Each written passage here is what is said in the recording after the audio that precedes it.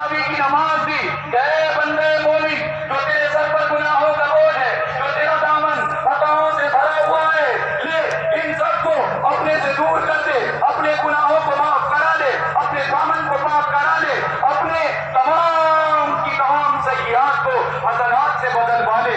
اللہ تبارک و تعالیٰ تو یہ سب کچھ ہمارے لیے کر رہا ہے، لیکن ہم پھر بھی محروم رہ جاتے ہیں۔ لہٰذا میرے دوستو، ہمیں اس کے اوپر بہت سوچنے کی ضرورت ہے، بڑا فکر مند ہونے کی ضرورت ہے۔ لیکن ہاں، پھر بھی دل اس لیے مطمئن ہو جاتا ہے کہ ہمارا اللہ بڑا کریم ہے، ہمارا اللہ بڑا رحیم ہے۔ جنید بغدادی رحمۃ اللہ علیہ نے اللہ تبارک و تعالیٰ سے امید باندھنے کا، اللہ سے اپنا تعلق بنانے کا ایک طریقہ بتلایا۔ وہ کیا؟ وہ یہ کہ دیکھو، اگر کوئی بندہ اعمال کو چھوڑ کر کے، صرف اللہ کے بھروسے بیٹھ جائے کہ میرا اللہ بڑا غفور ہے، میرا اللہ بڑا کریم ہے، میرا اللہ بڑا رحیم ہے، مجھے کچھ کرنے کی ضرورت نہیں ہے، وہ مجھے معاف کر دے گا۔ حضرت جنید بغدادی رحمت اللہ علیہ نے فرمایا کہ یہ بے وقوفی ہے۔ یہ کیا ہے؟ بے وقوفی ہے۔ اور ایسے ہی ایک بندہ عبادتیں انجام دے رہا ہے، اللہ کو بھولا ہوا ہے، عبادتوں پر بھروسہ کر رہا ہے کہ میں نمازیں پڑھ رہا ہوں، روزے رکھ رہا ہوں، تراویح کی نماز ادا کر رہا ہوں، قرآن پاک کی تلاوت کر رہا ہوں، میں حج کر رہا ہوں، میں زکوٰۃ دے رہا ہوں، اللہ کو بھولا ہوا ہے، بس اپنی تمام عبادتوں پر بھروسہ کیے ہوئے کہ میری یہ عبادتیں مجھے نجات دلا دیں گی۔ حضرت جنید بغدادی رحمۃ اللہ علیہ فرماتے ہیں کہ یہ بھی دھوکہ ہے، یہ بھی دھوکہ ہے۔ پھر اللہ سے امید باندھنے کا کیا طریقہ ہے؟ اللہ سے تعلق قائم کرنے کا کیا طریقہ ہے؟ اللہ کے فضل کو، اللہ کے کرم کو، اللہ کی محبت کو، اللہ کے پیار کو حاصل کرنے کا کیا طریقہ ہے؟ اللہ کی جنت کو حاصل کرنے کا کیا طریقہ ہے؟ فرمایا، اعمال کیے جاؤ، اللہ پہ بھروسہ رکھو، اعمال پہ بھروسہ نہ رکھو، اعمال کیے جاؤ، ہمارا کام اعمال کرنے کا ہے۔ اور اللہ تبارک و تعالیٰ معاف فرمانے والا ہے۔ جو کمیاں ہو جائیں گی، جو کوتاہیاں ہو جائیں گی، اس لیے میرے دوستو، اپنے اعمال کی درستگی ضروری ہے، اور پھر اس کے ساتھ اللہ کی ذات پر بھروسہ ہو۔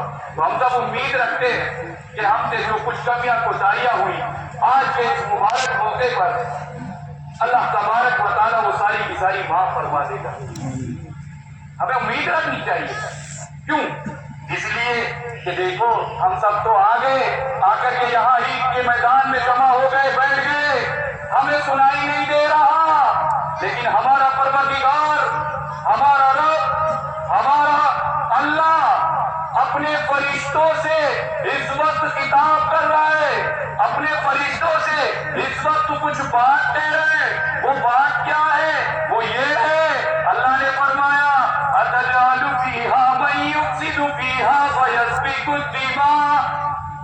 کہ فرشتوں، جب میں نے آدم علیہ السلام کا پتلا بنایا اور تم سے معلوم کیا، تو تم نے جواب دیا تھا کہ اے پروردگار، آپ ایسی مخلوق کو پیدا کرنے جا رہے ہیں کہ جو آپس میں لڑیں گے، آپس میں جھگڑا کریں گے، ایک دوسرے کا خون بہائیں گے، ایک دوسرے کے خون کے پیاسے بنے رہیں گے۔ تم نے جواب دیا تھا، اس وقت میں نے تم سے کہا تھا کیا؟ انی اعلم ما لا تعلمون۔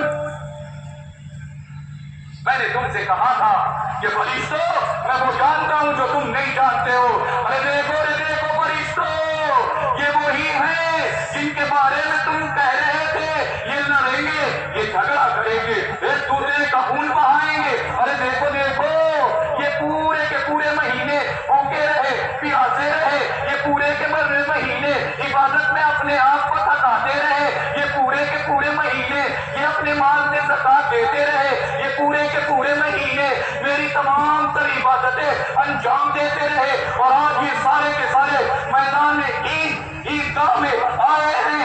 ان میں مزدور بھی ہیں، ان میں دکاندار بھی ہیں، ان میں کاشتکار بھی ہیں، ان میں کاروباری بھی ہیں، ان میں نوکری کرنے والے بھی ہیں، کالے بھی ہیں، گورے بھی ہیں، ان میں اونچے قد والے بھی ہیں، ان میں پستہ قد والے بھی ہیں۔ یہ سارے کے سارے آج دیکھو کھلے میدان میں جمع ہوئے ہیں۔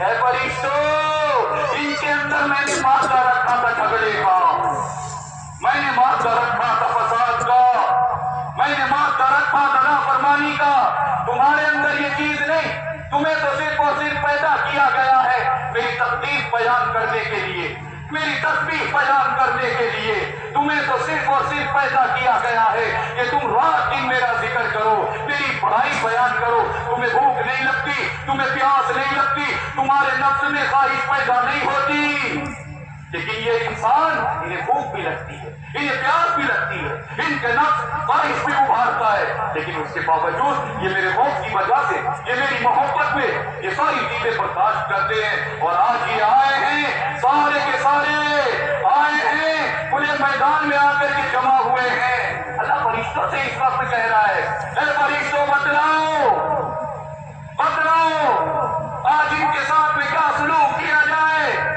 یہ محنتیں کر کے آئے اور یہ عبادت کی مزدوری کر کے آئے۔